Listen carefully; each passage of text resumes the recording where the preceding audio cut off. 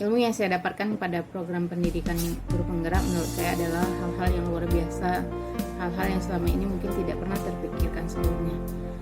Pada modul 3.1 tentang pengambilan keputusan sebagai seorang pemimpin pembelajaran, saya merasa punya kewajiban untuk mentransfer apa yang saya dapatkan pada modul ini. Bagaimana sebagai seorang pemimpin pembelajaran kita mengambil keputusan, apa saja langkah-langkah yang harus kita lakukan dan apa saja yang harus kita pertimbangkan. Saya mungkin akan mulai mensosialisasikan ini dengan rekan-rekan terdekat dulu, rekan-rekan guru yang selama ini mungkin kami sering berdiskusi tentang banyak hal. Kemudian saya akan mencoba untuk membicarakan ini dengan Bapak Kepala Sekolah untuk bagaimana modul ini bisa disampaikan pada rekan-rekan guru yang lain di sekolah, mungkin dalam bentuk forum-forum yang waktunya disediakan secara khusus.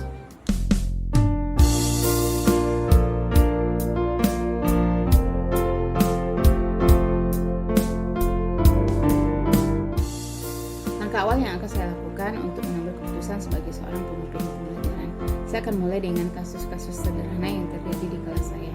Sebagai seorang guru bimbingan konseling, saya akan sering berhadapan dengan kasus-kasus yang berhubungan dengan siswa, baik itu kasusnya terjadi dalam kelas ataupun di luar kelas.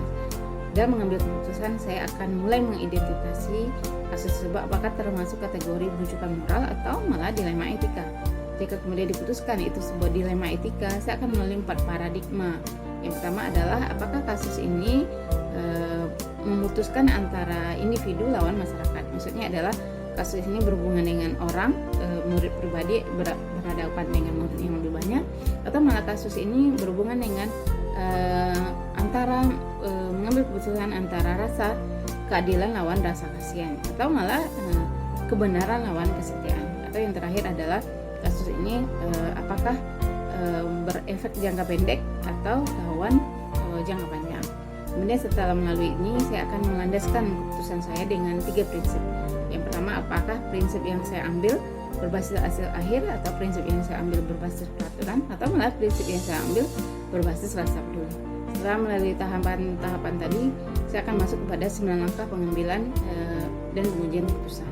Yang pertama adalah mulai mengenali apakah ada nilai-nilai yang bertentangan dalam kasus ini.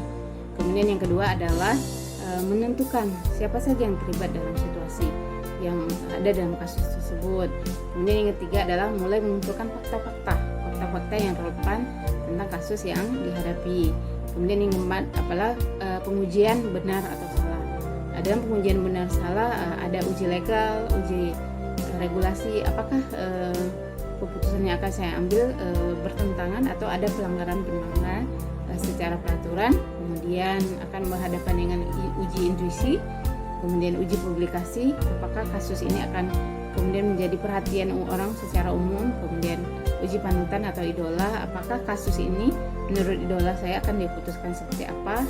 Kemudian dalam mengambil keputusan ini juga pengujian paradigma benar lawan benar.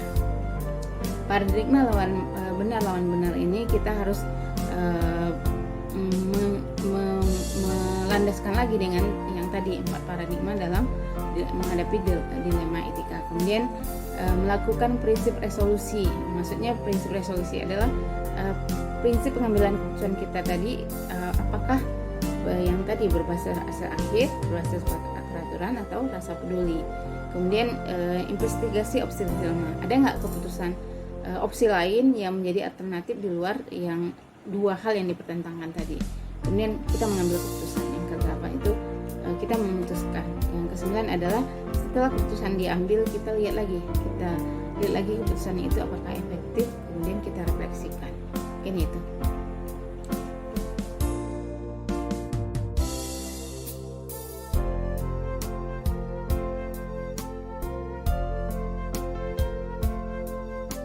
Saya akan mulai melaksanakan langkah-langkah dalam pengambilan keputusan ini secepatnya.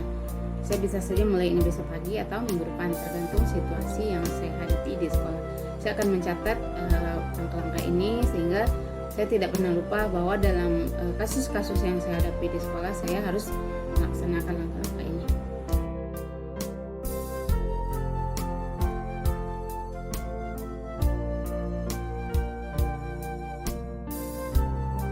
Dalam menjalankan menjalankan pengambilan keputusan sebagai seorang pemimpin pembelajaran, tentu saja saya butuh seorang pendamping, teman yang bisa diajak berdiskusi dalam menjalankan program ini.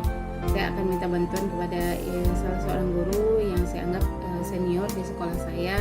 Kemudian saya juga akan minta bantuan kepada bapak kepala sekolah untuk mendampingi saya dalam melaksanakan modul 3.1 ini, yaitu pengambilan keputusan sebagai seorang pemimpin